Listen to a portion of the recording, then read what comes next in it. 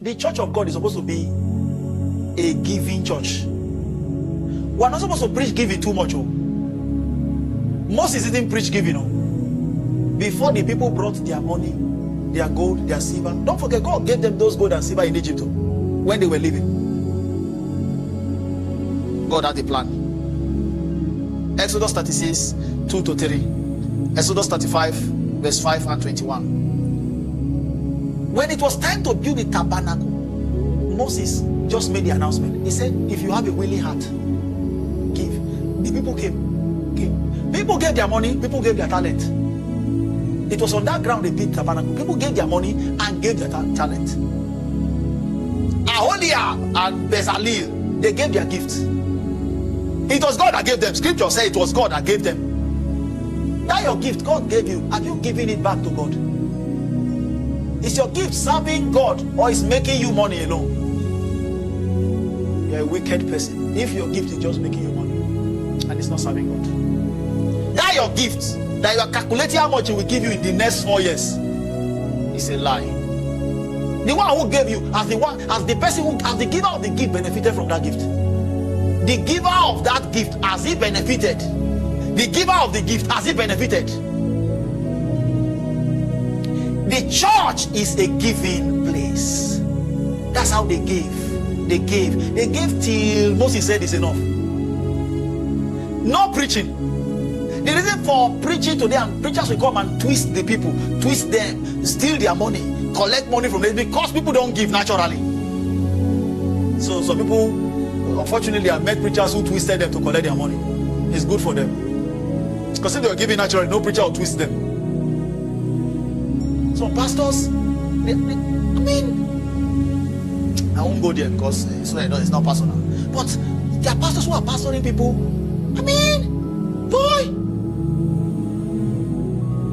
Paul said, if I give to you, if I sow to you spiritually, is it wrong for me to get your carnal stuff? And thank God for Paul, he had the courage, because Peter could not try that kind of. Peter perhaps was afraid of that revelation. Paul said, me, I don't give any damn. Are you going to say, I don't give any damn? I need to say it because it's a tough thing that Peter perhaps could not say, but Paul said it twice. Oh boy, there are pastors who are pastoring and they are doing well, they are doing their best. He said, but he has. No. The one he has, were you the one that gave him? It's like saying that one of your siblings gave your parents money. Are you the one that gave them? Are you the one that gave them? Are you that your sibling?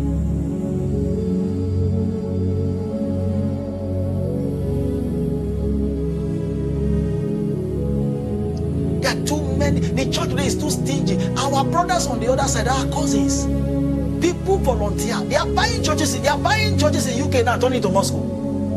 I heard in France now it's even more.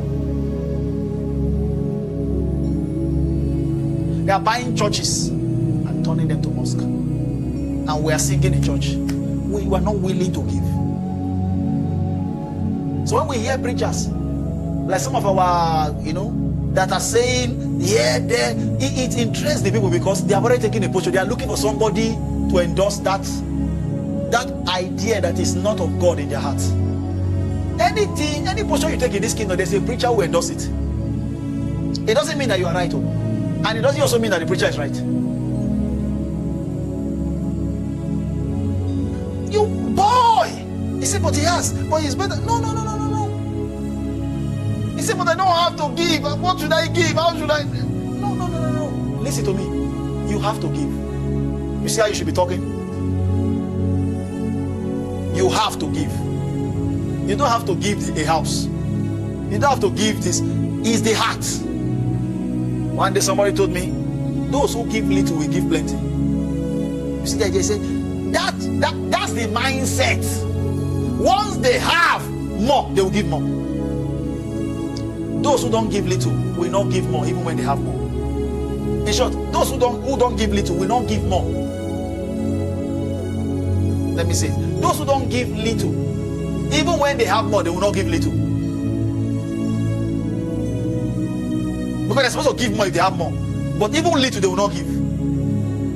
The house of God needs something. A church needs something. They are running a program. They are doing a conference. They need money. People have the money seated there, but they will not give. Of course, they need to invite somebody to come and say, I need 30 persons here who can give 200,000. You see? You attach a prophetic blessing to it. I'm not saying anywhere they do it. It's not everywhere that is wrong. I get what I'm saying? But I'm just saying that that's it's part of the system. When you will not bring it out naturally, it will come out by prophetic blessing. You know what I'm saying? Yes, and it comes out. Just say you need 30 persons. This time next year, that your visa. It's when you go next, they will they say, he wants to. Let's gather the money.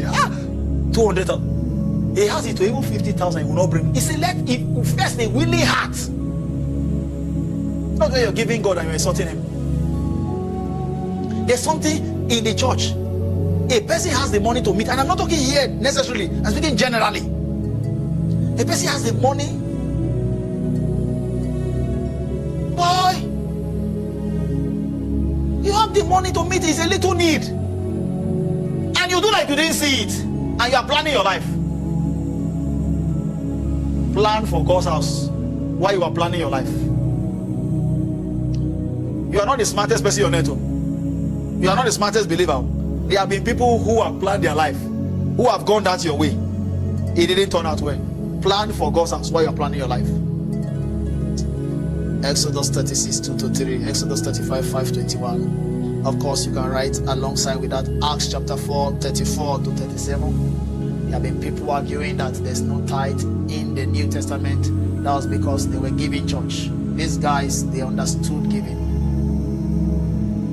Tithe is not for the pastor. Tithe is supposed to be used to run the church. The pastor inclusive.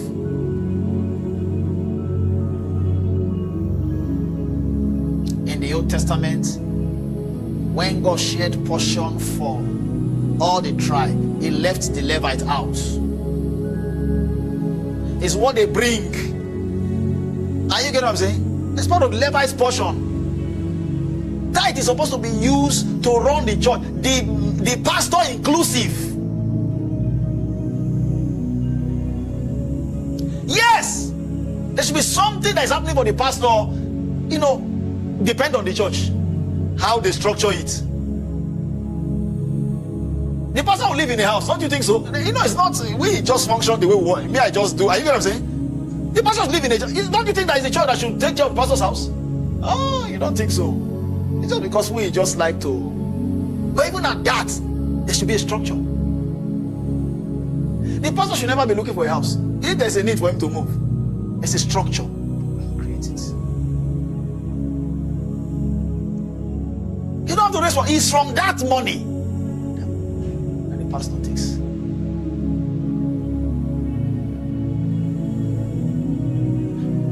Depends on the structure, but that's how the pastor, no matter what he's doing, no matter how much he has, it's called honor. And if you don't do it, it's called dishonor. Check out chapter 4. You'll find there was no offering. Everybody brought, they sold. You see that church they had presence, they had power. Because when Ananias and Sapphira were trying to meander, they saw that they were not joking there. They didn't have the opportunity to repent. Somebody will come to church, come and steal phone.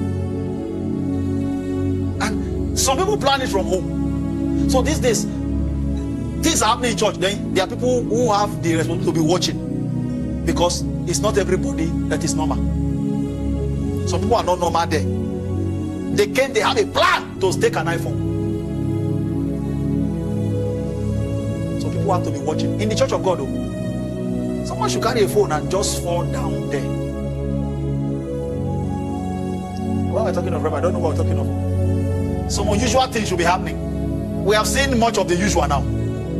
You come to steal, you hang there. We have not seen that now. These guys came, as he was here saying, are you sure that he fell? Dead. The same story for the wife.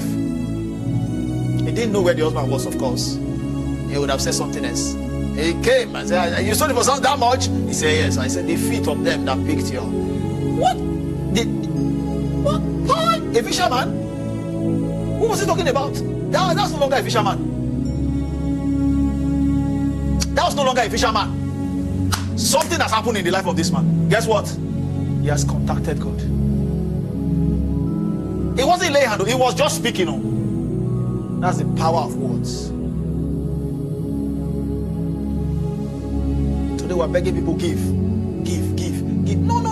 See, as you grow in God, a ministry to prove that is spiritual, a church, the people giving should be a part. Even the ministry itself should be a giving ministry. You know, some pastors, they talk people to give them, but they don't give themselves. You know, pastors are among the most stingy people. It's true. I'm being. Most pastors are not givers. They only want to receive because this mindset of entitlement. Give me, but they don't give up. Ask them when last they give. They themselves, when last did they give? Are you saying there's nobody you can give? When last did you give as a pastor? They will say, you are not giving me. You are not giving me. When last did you give? Are there no people alive that you can give? This ministry is a giving ministry. And by the grace of God, I'm trying. I'm giving. I'm trying a little. I give. And if you have truly connected to me, some of these things will be in your life. You will not struggle. Giving is the easiest thing that I do. I do it, and I do it in short. It's the easiest, part of the easiest things I do. I enjoy it. It gives me fulfillment. If you begin to give, you will see that there's a fulfillment it will give you that nothing will replace. Then you will just feel satisfied. You might not have it, but you'll be happy that you are able to be a blessing. Boy. You can give car without looking back. You have to. What are they looking at? Somebody, a pastor is trekking, and he has a wife that is pregnant, and you park car. You are a criminal. I'm not talking about just doing it for anybody. I'm talking about people who are there, present, that bear the burden, and you park No, there's somebody else. You have one car. What are you doing with them? That's not why we came here. Even the wife is not pregnant. Do you forbid to? But now you see a need. What are you doing? And you come and say, God bless you. Hope everything is going well. You are not a good person. You obviously see that there is a need.